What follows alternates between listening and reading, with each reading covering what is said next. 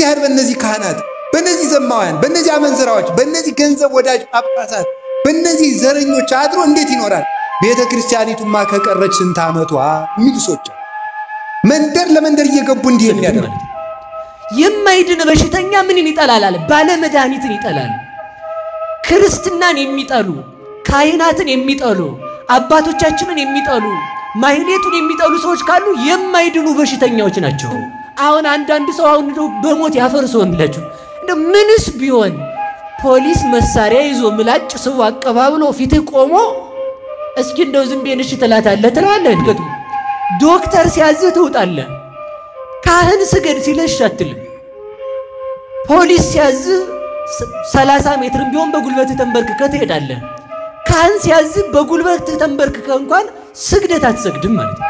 እኛ ኃጢአት ሰርተን እግዚአብሔር ዝም የሚለን መቅሰፍ አቅቶት አይደለም።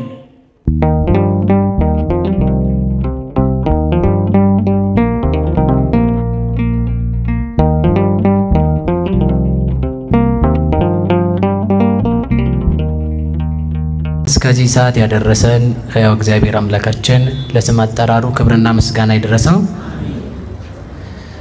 እኛ ከየት ወዴት ተሰደናል። ወፍ ማደሪያ ስታገኝ የእግዚአብሔር ማደሪያ ግን ማደሪያ አጣች የሚል ነው የሚሆነው ማለት ነው። እና ከዚህ የተነሳ ወፍ ማደሪያ ያገኘች ለቆናጽልኒ ግበብቦሙ ወላዩ አፈሰማይኒ ምጽላልቦሙ ለወፎች መንሳፈፊያ ክንፍ ለቀበሮች ጉድጓድ አላቸው። ወለወልደ ጓለማያውሰ አልወቱ ሐባያሰም ምክርሶ ለሰው ልጅ ግን ራሱን የሚያስጠጋበት ቦታ የለውም ተብሎ ተነግሯል። ጌታችን መድኃኒታችን ኢየሱስ ክርስቶስ ይህንን የተናገረበት ሁለት ምክንያት አለው ባጭሩ። አንደኛው ለወፍ ክንፍ አላት ማለት ሁላችንም እንደምናውቀው ወፍ የምትኖረው በክንፏ በራ ነው። በክንፏ ትንሳፈፋለች፣ ከዛፍ ላይ ቤት ሰርታ ትኖራለች።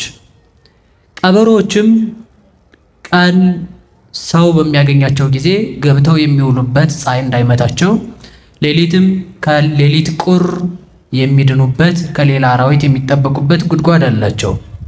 ለእግዚአብሔር ግን ራሱን የሚያስጠጋበት ሰው የለው። ያ ማለት ያታለው መድኃኒታችን ክርስቶስ ሙታንን ሲያስነሳ ጉሱ አይቶ አንድ ሰው መጥቶ ጌታን ልከተልህ አለው። ከዚህ የተነሳ ጌታ ምን አለው መሰላችሁ? ለወፎችም ክንፍ ለቀበሮችም ጉድጓድ አላቸው፣ ለሰው ልጅ ግን መጠጊያ የለውም አለው። ወፍ የተባለው ዲያብሎስ ነው። ወፍ ማን ነው? በማቴዎስ ወንጌል ትርጓሜ ያለው ትርጉም ምንድነው? ወፍ የተባለ ዲያብሎስ ነው። ለወፍ መጠጊያ አለው ማለት ለክህደቱ ሰይጣን ይበቃዋል ማለት ነው። ለክህደቱ ለተንኮሉ ሰው ለማባላቱ ለሽንገላው ሰይጣን ይበቃል። ለቀበሮችም ጉድጓድ አላቸው አለው ቀጥሎ ማለት ነው። ቀበሮ ተንኮለኛ ናት። ለተንኮሉ ሳይሞት የሞተ መስሎ አራዊትን ለመብላት የሚጠቀመው ቀበሮ ይበቃል። ያ ማለት ምን ማለት ነው? አምላክ ሳይሆን አምላክ ነኝ ብሎ አምላክነትን የፈለገ ዲያብሎስ ለሱ ምን አለው ማለት ነው? ክህደት መጠጊያ ይበቃዋል። አንተ ግን በእኔ መልክ የተፈጠርክ ስለሆንክ እባክህ እኔን አስጠጋኝ ማለቱ ነው። እስኪ በሉ አንተ ግን በሉ በእኔ መልክ የተፈጠርክ ነህና እሺ ምን በለኝ እኔን አስጠጋኝ ልኑርብህ ማለት ነው። አሁን እንግዲህ ይህን ስናነሳ ተመልከቱ፣ ሁለት ነገር እንዛለን። አንደኛው ምንድነው የሚለው ስደት። ወፍ ማደሪያ ስታገኝ ማለት ምን ማለት ነው? ለመቤታችን ሲተረጎም ቅዱስ ዳዊት ላይ ያለው ድንግል ማርያም በልባቸው ይዘዋት የሞቱት አበው አሉ ማለት ነው። እስኪ በሉ ድንግል ማርያምን በሉ በልባቸው ይዘዋት ያረፉ እነማን አሉ? አበው አሉ። ያ ማለት ተመልከቱ፣ አዳም ከገነት በተሰደደ ጊዜ ተስፋ አድርጎ በልቡ ሰንቋት የወጣ ወደ ገነት እንዲመለስ ተስፋ ያደረጋት እመቤታችን ነበረች። እግዚአብሔር አዳምን ከገነት ሲያሰድደው ገነትን እንዳያያት አድርጎ አላራቀው። ለምን መሰላችሁ? አንደኛው ተስፋ እንዳይቆርጥ ነው። ተስፋ እንዳይቆርጥ አሻግሮ እያያት አንድ ቀን እግዚአብሔር ይመልሰኛል ብሎ ንስሐ እንዲገባ ነው። እግዚአብሔር አንዳንድ ጊዜ ለኛ የሚሆኑ ነገሮችን በተወሰነ መልኩ የሚገልጥልን መከራ እንኳን መጥቶብን ከቤቱ ሳያርቀን ዛሬም ተጣመን ዛሬም ኃጢአት ሰርተን ወደ ቤቱ ስንመጣ ሳይቀስፍ ዝም የሚለን ነገ የምንመለስበት የንስሐ ልብ እንድናገኝ ብሎ ነው። ቅዱስ ዮሐንስ አፈወርቅ እንደሚናገረው እንዲህ ይላል፣ የማትድን ነፍስ ማስተዋል የሌላት ነፍስ መድኃኒተኛን ትጠላለች ይላል።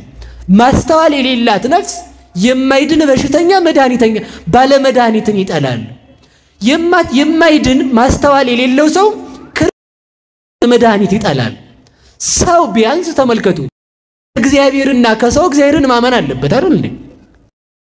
ሰው ነው የምታምኑ ነገሩኝ እንጂ በሞት ያፈ እዚህ ጋር ካህን ስገድ ይልህና ዶክተር መድኃኒት ውጣ ትድናለህ ከሚል የትኛውን ነው የምትተገብረው? ያው ሐኪም ቤት በብር ነው የምትታከሙት። ቤተ ክርስቲያን በነፃ ስለምትታከሙ እኮ ነው። ተመልከቱ በነፃ ያገኛችሁትን ናቃችሁት። ዋጋ ከፍሎ በዋጋ እንኳን ተመልከቱ እይከውና ለዛቲ ወርቅ ለዚች ወርቅ አለ ዋጋ ሁሉ የማይሆናት ወርቅ ናት አለ። ያቺ የማናት? የእግዚአብሔር የምህረቱ በር ናት።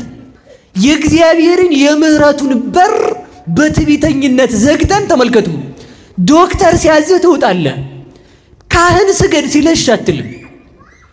ፖሊስ ሲያዝህ 30 ሜትርም ቢሆን በጉልበት ተንበርክከህ ትሄዳለህ። ካህን ሲያዝህ በጉልበት ተንበርክከህ እንኳን ስግደት አትሰግድም ማለት ነው። የማይድን በሽተኛ ምንን ይጠላል አለ? ባለ መድኃኒትን ይጠላል። ክርስትናን የሚጠሉ ካህናትን የሚጠሉ አባቶቻችንን የሚጠሉ ማህሌቱን የሚጠሉ ሰዎች ካሉ የማይድኑ በሽተኛዎች ናቸው። የማይድን በሽተኛ ድሮንስ የሚያስጠላው መድኃኒት አይደል እንዴ? ስለዚህ ተመልከቱ አቤቱ ምንድነው እየነገርኳቸው ያለ መሰላችሁ? ስደት ምንድነው? የስደት መድኃኒት የማይድን በሽተኛ ማለት ምን ማለት ነው? መድኃኒትን የጠላ የሽቱ ሙዳይ የመድኃኒት ቦታ ድንግል ማርያምን የጠላ የማይድን በሽተኛ ነው። መሶበ ወርቋን እንጀራ የያዘችውን መሶብ የጠላ የማይጠግብ ረሃብተኛ ነው። ሀገር የያዘችውን እናት የጠላ የማይመለስ ስደተኛ ነው። የጠላ ተመልከቱ አይን የሌለው የማይድን እውር ሰው ነው። ውሃ የያዘችውን ህብስተ ሕይወት ክርስቶስን ይዛ የታየችውን አማናዊት የውሃ መዝገብ የውሃ ምንጭ ድንግል ማርያምን የጠላ የዘላለም ጥሙ አይቆረጥለትም። የማይድን በሽተኛ ማለት ባለ መድኃኒቱንም የሚንቅ ሰው ማለት ነው። ስለዚህ ተመልከቱ አዳም ከገነት እንኳን በተሰደደ ጊዜ ተመልከቱ ነገሬን እያያዛችሁልኝ ሄዱሽ በደንብ እያያዛችሁልኝ ልትሄዱ ፈልጋለሁ። ወፍ ማደሪያን አገኘች ሲል በአበው ልቡና ሳትወለድ በአበው ልቡና ተስፋ የሆነቻቸው ድንግል ማርያምነት ነው። እግዚአብሔር አዳምን ከገነት ካስወጣው በኋላ በተራራ ላይ ለምን አስቀመጠው ስትሉኝ ተስፋ እንዳይቆርጥ በሉ። እስኪ በሉ ተስፋ እንዳይቆርጥ በሉ። እኛ ኃጢአት ሰርተን እግዚአብሔር ዝም የሚለን መቅሰፍ አቅቶት አይደለም። ለምንድነው ሰው እንደ ደረቅ ሴት የሚሆነው? ለምንድነው ሰው እንደ ደረቅ ሰው የሚሆነው? ደረቅ ሰው እኮ ነው። ተመልከቱ አሁን አንዳንድ ሰው አሁን በሞት ያፈርሰውንላችሁ እንደ ምንስ ቢሆን ፖሊስ መሳሪያ ይዞ ምላጭ ስቡ አቀባብሎ ፊት ቆሞ እስኪ እንደው ዝም ብዬሽ ትላታለህ ትለዋለህ እንዴ? አትለውም። ተመልከት እግዚአብሔር ኃጢአት ስንሰራ ዝም ብሎ ታግሶን እያለ ኃጢአት መጨመር እስኪ ዝም ብዬሽ በላት ንካኝ እስኪ ማለት እኮ ንካኝ ማለት ነው። አንድ ኃጢአት ሰርተን ሳይቀስፈን ስለቀረን ሁለተኛ ምን ጨምረው ተመልከቱ። በሁለተኛውም ዝም ሲለን ልባችን ይደነድንና እግዚአብሔርን ምን እንለዋለን? ወሆኮ ኃጥእ ለእግዚአብሔር ኃጢአተኛ እግዚአብሔርን ያውከዋል። ምን አርጎ እባክህ ቅሰፈኝ እያለ እሱ ደግሞ በደሙ ገዝቷልና ቢያንስ ንስሐ ይሰጠዋል። ምን ይጨምር ነው? ጸጸት መጨመር ማለት እንደሆነ ምን ማለት ገባችሁ? ያቺ እንደዚያ ከብሬ የምኖርባት ቦታ ዛሬ ወጥቼ በውጭ መለከታታለሁ ማለት ነው።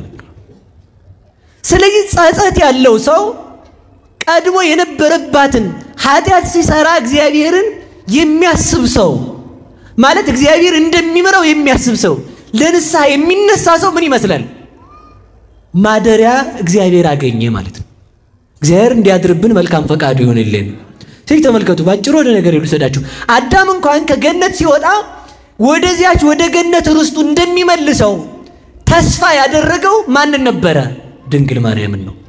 ምክንያቱም ተመልከቱ አዳም ተመልከቱ ከገነት ከወጣ በኋላ ሱባኤ በኋላ ሆነው ባጭሩ ይኩን ስለምታውቁት ይቅርታ 35 ቀን ሲሆነው 40 ቀን ሊሞላው 5 ቀን ሲቀረው ሰይጣን ይዞት መጥቶ ወጣ። ከዛ በኋላ ሰይጣን ተመልከቱ ሲያስት መልአክ መስሎ ነው የሚመጣው። መቼም ቢሆን ሰይጣን እኔ ሰይጣን ነኝ ብሎ አይመጣም። ኋላ ነው ስራው የሚገለጠው። እና አውጥቶ ከሱባኤ አቋርጦ ይዟቸው ከወጣ በኋላ ደብረ ቅዱስ ጋር ሊደርሱ ሲሉ አውቃችሁኛል እንዴ አላቸው። ምን አወቅነ? እኛ ቅዱስ ገብርኤል ነኝ አላልከንም? እኛ ምን አወቅን አሉ። ምን ቅዱስ ገብርኤል ነኝ ሳጥናኤል ነኝ እንጂ እኔ አረበኛው ጀግናው ዲያብሎስ ነኝ፣ ከእግዚአብሔር የለየኋችሁ ልጅነታችሁን ያሳጣኋችሁ ነኝ ብሎ ደብድቧቸው ሄደ። ቅዱስ ገብርኤል አንስቶ በደብረ ቅዱስ አኖራቸው። ከዛም በኋላ ወፎች ካመጡለት ስንቅ ይዞ ወደ ገነት ለመሄድ እየሮጠ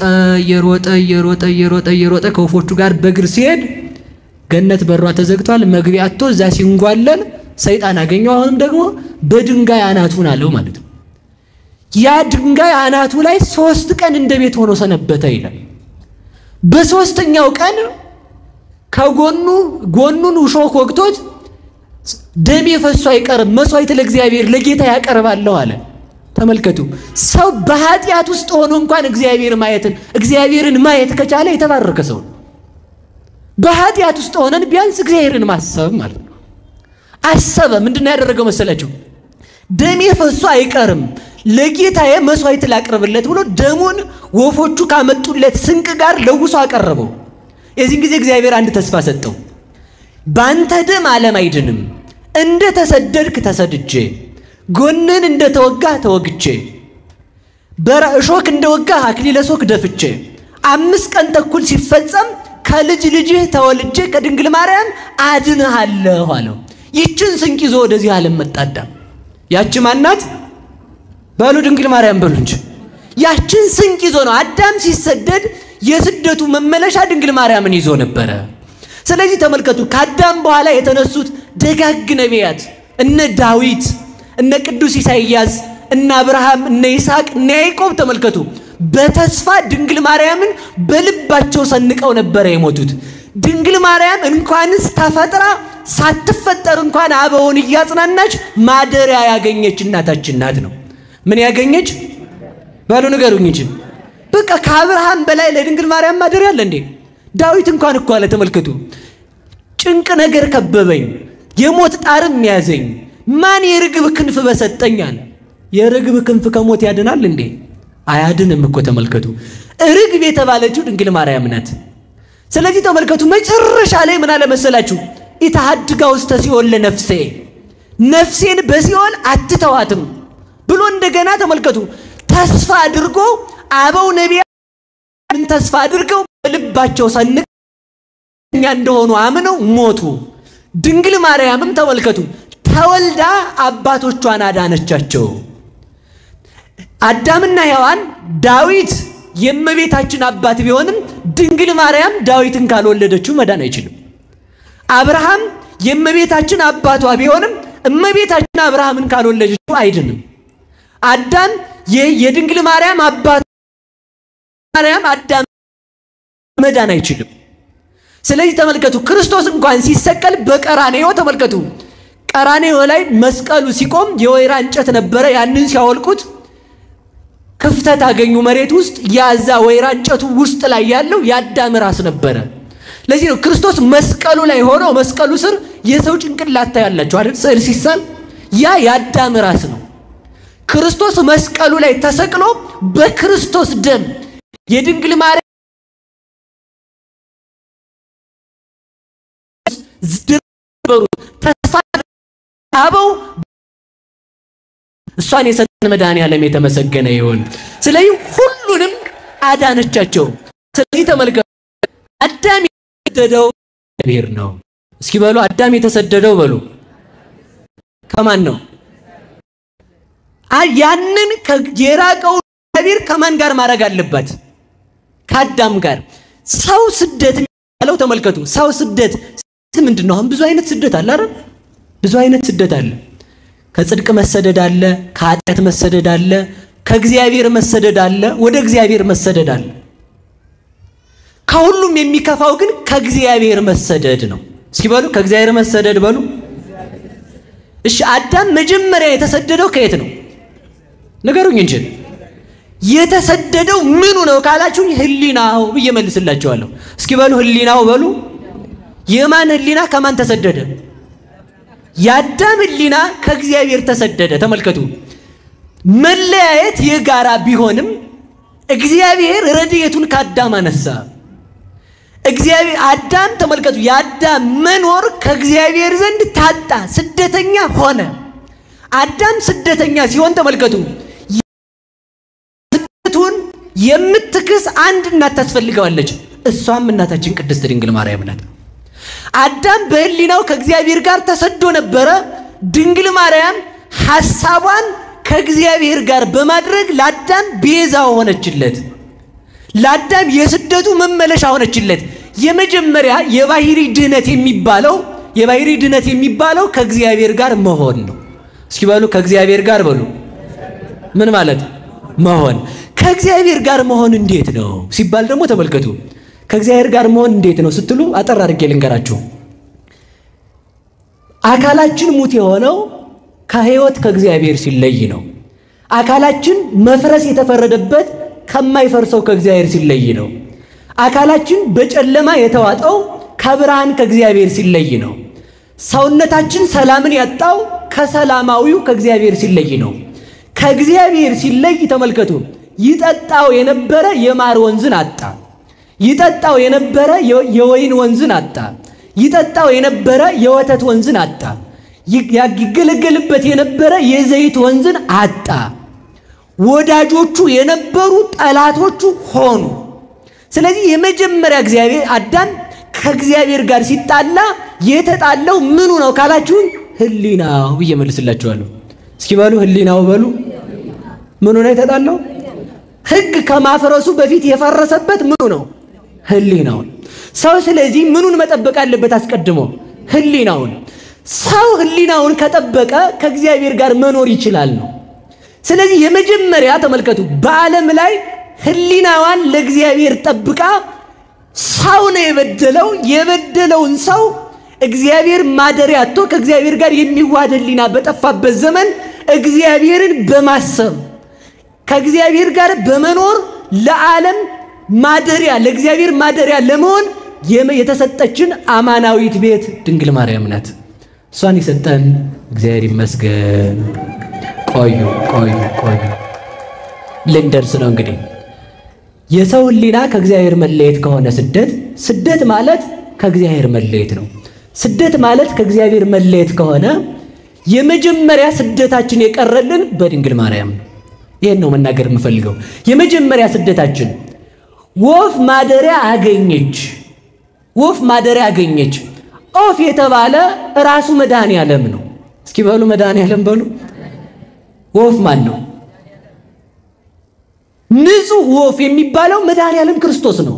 ሊቁ በሃይማኖተ አበውም ይናገራል። ሰረረ ንዑስ ኦፍ ዋብዳን እንዘይነብሩ ታይተጸላሎቱ። ትንሽ ወፍ ሰነፎች በጥላው ስር ተቀምጠው ሳሉ በረረና መለጣቸው ይላል። ስለዚህ ወፍ የተባለ እግዚአብሔር ከሆነ ለእግዚአብሔር ማደሪያ የሚሆን ህሊና ጠፋ ማለት ነው።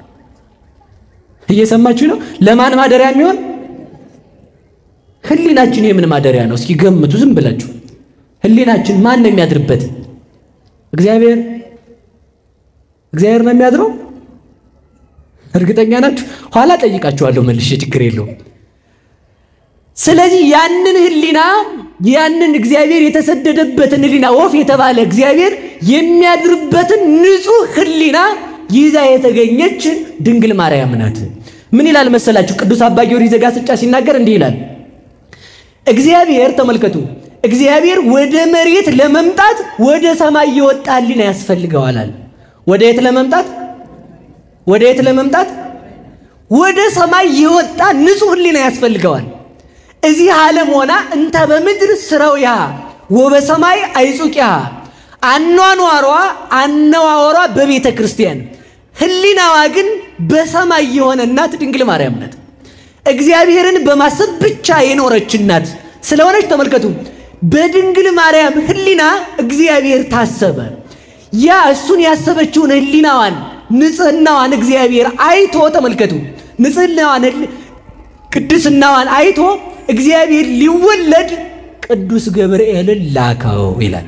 እስኪ በሉ ቅዱስ ገብርኤልን በሉ ላከው። ወዴት? ቅዱስ ገብርኤል ለመምጣት ምክንያት የሆነው የድንግል ማርያም የሕሊናዋ መሰላልነት ነው። በመሰላል ወደ ላይ ይወጣል። ሁላችሁም እንደምታውቁት ያዕቆብ መሰላል ማለት ነው። በመሰላል ወደ ላይ ይወጣል።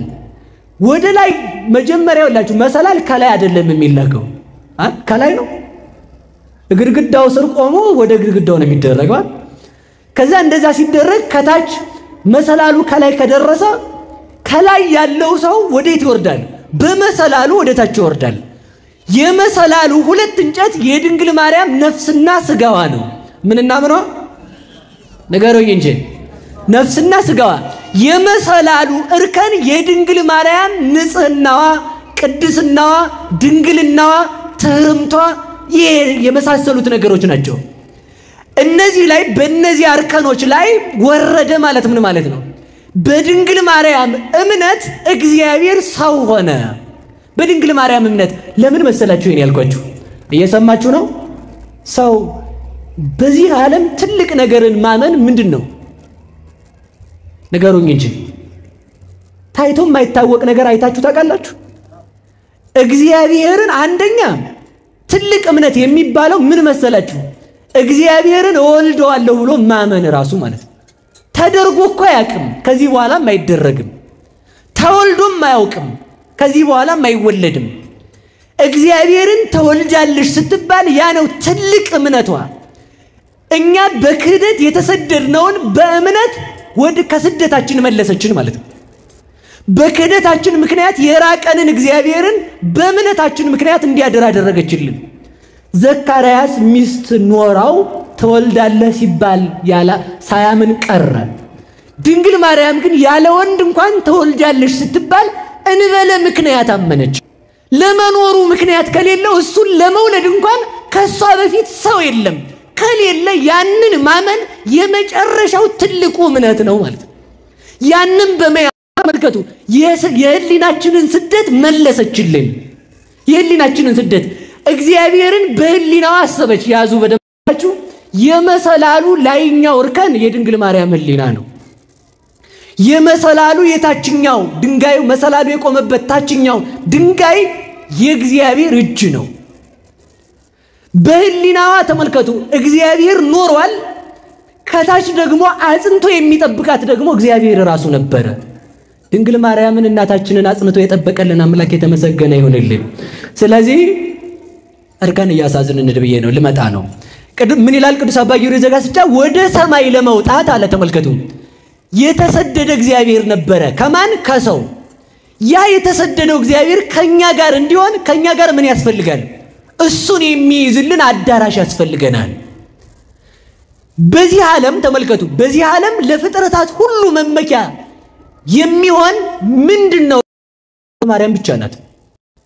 ታላቁን እግዚአብሔርን ልናስተናግድባት የበቃች አዳራሽ፣ እግዚአብሔርን ለመወሰን የበቃች ቤት፣ ለዓለም መሰረት ለሆነው ለእግዚአብሔር ማደሪያ የሆነች እናት፣ ለዓለም ምግብ ለሆነው ለእግዚአብሔር የመገበች እናት፣ ለዓለም ልብስ ለሆነው ለእግዚአብሔር ያለበሰች እናት፣ እግዚአብሔር ወደዚህ ዓለም ሲመጣ ያስተናገድንባት ንጽሕት አዳራሻችን ነው።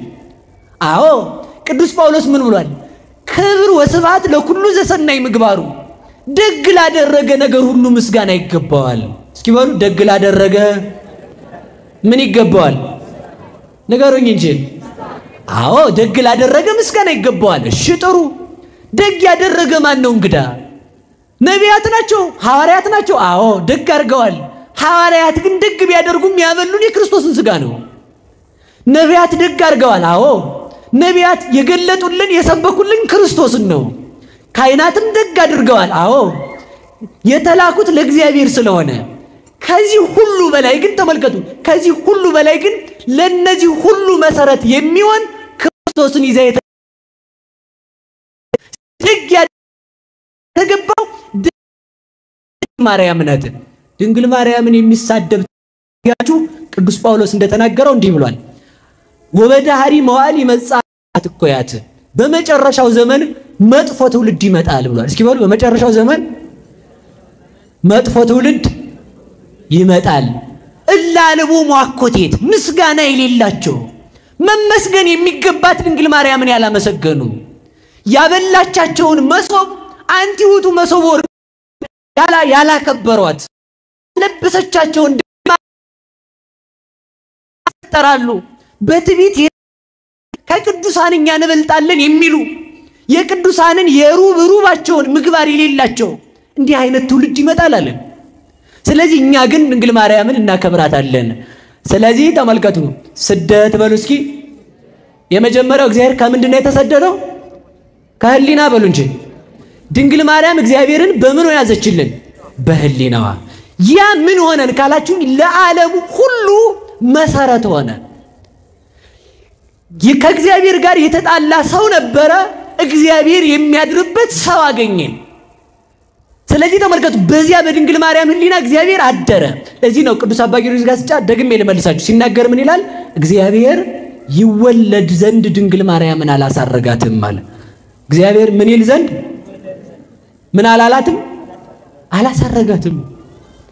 እንዴት ስንለው ተመልከቱ ቢያሳርጋት ኖሮ ኪሩቤል ተቀመጠ የተሸከሙት መንበር ላይ ነው ልትሆን የምትችለው። ካሳረጋት እኛ ማየት አንችልም ማለት። ህሊናዋ አስቀድሞ ወደ ሰማይ ስለወጣ እሱ ደግሞ ወደ መሬት መጣ አለ። ተመልከቱ ህሊናዋ ወዴት ወጣ? ንገሩኝ እንጂ። እሱ ደግሞ በዚያ ህሊና ላይ ወዴት መጣ? የያዛችሁት ሻማ እሳት የሚወርደው በምኑ ላይ ነው? በጧፉ ላይ ነው። በድንግል ማርያም ህሊና እግዚአብሔር ወደዚህ ዓለም መጣ ማለት ነው። ስለዚህ ተመልከቱ በዚያ መጣና ምን አደረገ መሰላችሁ? ቅዱስ ገብርኤል በሰማይ ምን ይላል አለ መሰላችሁ? በሰማይ በአምላኩ ፊት ይቆማል። ቤተልሔም ሲመጣ ደግሞ ተፈስሒ እያለ ይዘምራል አለ። በሰማይ አምላኩ ፊት ይቆማል። ስለዚህ ምን አለ መሰላችሁ? ወፍ ማደሪያ ያገኘች ማለት ክርስቶስ የሚያድርበት ከስጋዋ ስጋ ከነፍሷ ነፍስ ነስቶ ሰው የሚሆንበት እናት አገኘ እግዚአብሔር። ማን እናት አገኘ? ባሉ ነገሩኝ እንጂ እግዚአብሔር እናት አገኘ። ማንን? ድንግል ማርያምን። ስለዚህ እናት ካገኘ ተመልከቱ ያችን እናት ምን መለሰች የሚለውን ስትጠይቁኝ ስደት። እስኪ ባሉ ስደት ባሉ። አሁን ሰማይ ለመሄድ አንናፍቅም። ለምን መሰላችሁ? ሰማይ ምን አለ ስትሉኝ ሰማይ ጸወርተ መንበር አለ። አዎ ኪሩቤል አሉ፣ 4 እንስሳዎች አሉ። በመሬትም ደግሞ ጸወርተ መንበር አለ። የድንግል ማርያም 4ቱ ባህሪዋ ለእግዚአብሔር ዙፋን ሆነው በሰማይ መላእክት አሉ። በቤተልሔምም ደግሞ እረኛዎች አሉ። በሰማይ ተመልከቱ ኪሩቤል የሚሸከሙት ዙፋን አለ። በቤተልሔም ደግሞ ክርስቶስን የተሸከመች ንጽሕት ዙፋን ድንግል ማርያም አለች። ስደታችን ተመለሰ። ያ ከህሊናችን የራቀውን እግዚአብሔር በህሊናዋ ይዛ በቤተልሔም አመጣችልን። ስደታችንን የመለሰች እናታችን ድንግል ማርያም ስሟ የተመሰገነ ይሁንልን። ስለዚህ ይህን ካደረገች በኋላ ተመልከቱ ቆዩ። ካደረገ በኋላ ምንድነው? በዚያ በሰማይ አለ ኪሩቤል የሚያጥኑበት የወርቅ ማዕጠንት አለ። በቤተልሔም ደግሞ ተመልከቱ 70 ሰገል ዕጣንን አምጥተው ይገብሩለታል። በሰማይ ተመልከቱ በዘመናት የሸመገለ የባህሪ አባት አለው። በቤተልሔምም ደግሞ ተመልከቱ ሽማግሌ የሆነ አረጋዊ ዮሴፍ አለ ስንቅ ተሸካሚው። በሰማይ ተመልከቱ የሚያገለግሉ መላእክት አሉ። በቤተልሔም ደግሞ ተመልከቱ ስንቅ እየተሸከመች የምታገለግል ሰሎሜ ያለች። ይህ አንድነት ተፈጠረ። ከህሊናችን የተሰደደው እግዚአብሔር ከኛ ጋር ሆነ ማለት ነው። እስኪ በሉ የተሰደደው እግዚአብሔር በሉ ከማን ጋር ሆነ? በማን ምክንያት? በማን ምክንያት? ይኸውላችሁ እኮ ተመልከቱ። ያ እግዚአብሔር ከኛ ጋር ሲሆን ተመልከቱ፣ ምን አገኘን ስትለኝ ድህነት አገኘን። እግዚአብሔር ከኛ ጋር ከሆነ የተዘጋ በር ይከፈታል። እግዚአብሔር ከኛ ጋር ከሆነ ብንሰደድ ሀገር ነው። እግዚአብሔር ከኛ ጋር ከሆነ ብንራብ እንጠጣለን። እግዚአብሔር ከኛ ጋር ከሆነ ብንራቆትም እንለብሳለን። ልብሳችን እግዚአብሔር ስለሆነ ስለዚህ ተመልከቱ፣ ያንን እግዚአብሔርን ማደሪያ ሆነችው። ወፍ ማደሪያ ያገኘች። አካላዊ ቃል ንዑስ ንጹህ ወፍ ንጹህ ንስር አካላዊ ቃል ወልድ ኢየሱስ ክርስቶስ ስጋዋን ከስጋዋ ስጋ ከነፍሷ ነፍስ ነስቶ ኃጢአተኛው ዓለም ሐሳቧን አሰድዳ በእግዚአብሔር ከተማ ብታወ ዘጠኝ ነገደ መላእክትን ትቶ ወደ ድንግል ማርያም መጣ ማለት ነው። ወደ ድንግል ማርያም ሲመጣ ታዲያ ሁሉም ሰው ወደ ድንግል ማርያም ይሄዳል።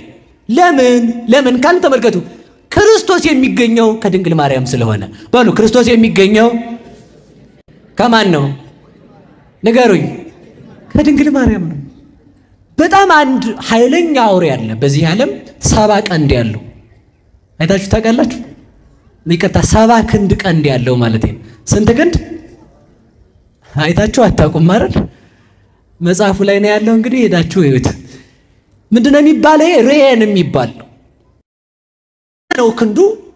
ይሄን ለውጭ ምን አልኳችሁ? ለምን ካላችሁኝ ላይ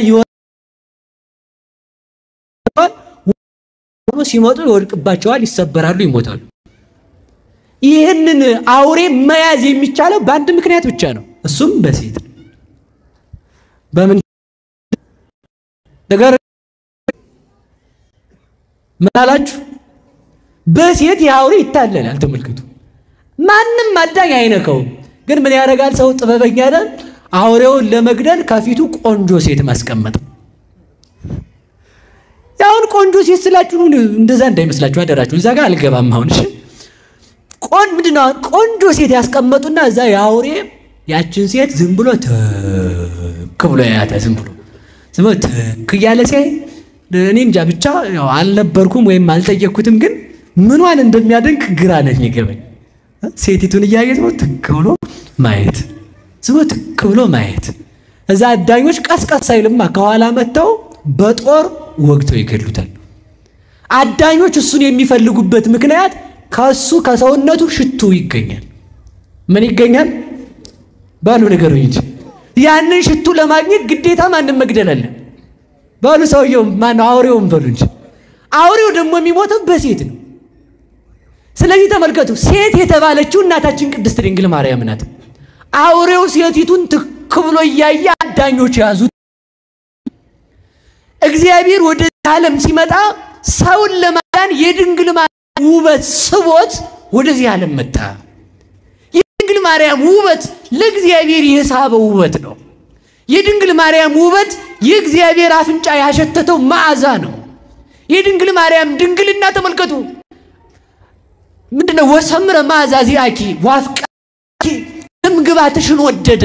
እሺ ወዶ ምን አደረገ ስንለው ፈነወ ሀቢኪ ወልድ ተቀዳሚ ተከታይ የሌለውን አንድ ልጁን ውረድ ተወለድ ሙት ተሰቀል ብሎ ወደ አንቺ ሰደደው።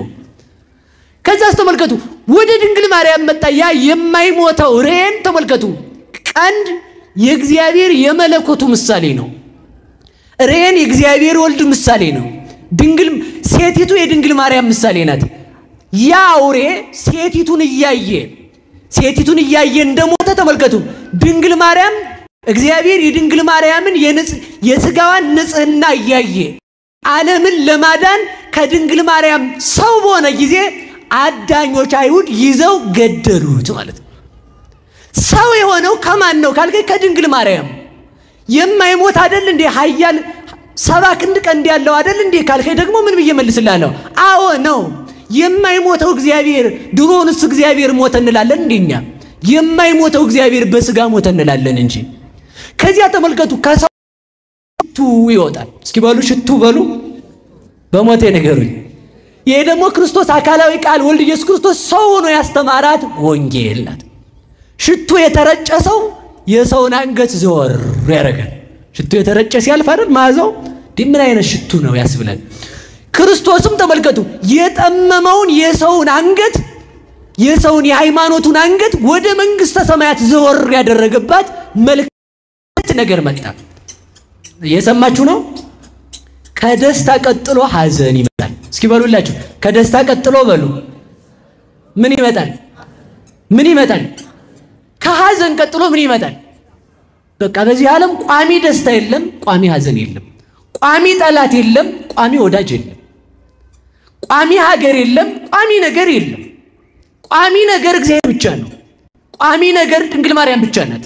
ስለዚህ ተመልከቱ በዚያ ደስታ ተመልከቱ በጸነሰችበት ጊዜ አይሁድ በዝሙት ጸንሳለች ብለው አሟት።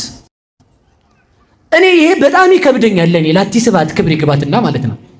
ሰው ወዶ ፈቅዶ ኃጢአትን ስራዬ ብሎ አቅዶ ሰርቶ ከገሊት ጋር ወይም አንቺ የጸነሽው ከየት ነው የገሌ ልጅ ነው ምናምን እንዳትባል ታስወርዳለች ማለት ነው። ላለመሰደብ ማለት ነው። ለያውስ በሰራችሁት ነገር ብትሰደቡ ድንቅ ነው። በሰራነው ተሰድበን እናለቅሳለን እኮ ተመልከቱ። አረ ምንም ማላረክ እኮ አንተ ንጹህ ልትሆን ትችላለህ ሲለው አዎ እኔ እኮ መጠርጠሬ ነው እንጂ ያስለቀሰኝ ነገሩ አይደለም ይላል። ነገሩንም አላረኩትም ይላል። ግጥም አርጎ እኮ ነው ሰው። ድንግል ማርያም ግን በሌለችበት በንጽህና በድንግልና ጸንሳ እንኳን ተመልከቱ ምን እያሉ ያሟት ነበር? ማየዘለፋ ትጠጣልን እያሉ ያሟት ነበር። ተመልከቱ ይሄንን ታገሰችው። አያችሁት የድንግል ማርያም ትዕግስት? ይሄንን ነው የታገሰችው። ይሄንን ታግሳ አንድ ቃል እንኳን አልመለሰች። አንድ ቃል እንኳን ያልመለሰች። ለዚህ ነው አርም ምንድነው ንባብኪ ሰናይ ንባል እንበለ አርም ሞትኪ ከዝምታሽ በቀር ንግግርሽ አማረ ነው። እስኪ በሉ ከዝምታሽ በቀር በሉ ንግግርሽ ያማረ ነው። የድንግል ማርያም ንግግር ምንድነው? ተመልከቱ በጣም በዚህ ዓለም ልቅም ያለች ከንፈሯ ጽድቅም ብቻ የተናገረ ፍጥረት ድንግል ማርያም ናት። ንግግሯ ምንድነው? መልአክ ሊያበስራት ቢመጣ እንዴት ይሆናል? ለእግዚአብሔር የሚሳነው ነገር የለም ሲላት ለእግዚአብሔር አገልጋዩ አለው። ሰው ለእናትነት ተመርጦ ባሪያ ነኝ ይላል እንዴ? ተመልከቱ ለእናትነት ተመርጣ እንኳን ያ ትህትናዋ ነው ለኛ መሰላል የሚሆነን። ለኛ በትዕቢት ለተያዝነው ሰዎች የድንግል ማርያም ትህትና ነው ወደ ሰማይ የሚያሳርገን። እሷን የሰጠን መድኃኒዓለም የተመሰገነ ይሁን። ለዚህ ነው ሁሉ ጊዜም እርግጠኛውን የምነግራችሁ ድንግል ማርያምን ከያዝን ምንም ችግር የለም። የሔዋን የትዕቢቷ ግንብ የፈረሰው በድንግል ማርያም ነው። ሔዋን አምላክ ለመሆን ስትበላ ድንግል ማርያም የአምላክ እናት ለመሆን ኧረ አይቻለኝም ማለች። ተመልከቱ ሔዋን አምላክ ለመሆን ነው የተንጠለጠለችው። ድንግል ማርያም ግን መልሳ ኧረ የአምላክ እናት መሆን አይገባኝም ማለች። ተመልከቱ እናቴ ትሆኛለሽ ስትባል ደግሞ እኔ ለእሱ ገረዱ ነኝ። ተመልከቱ ይሄን ትህትናዋን የዚህ የትህትናዋ በረከት ሁላችንንም ወደ ሰማይ ያሳርገናል። ለዚህ ነው ምን አለ የሰው የትህትና ወደ ሰማይ ሲያወጣ ትዕቢት ወደ መሬት ያወርዳል። እስኪ በሉ ትህትና በሉ ወዴት ያወጣል? በሉ እንጂ ትዕቢት ወዴት ያወርዳል? እግዚአብሔር ትህትና ያድለን። እሺ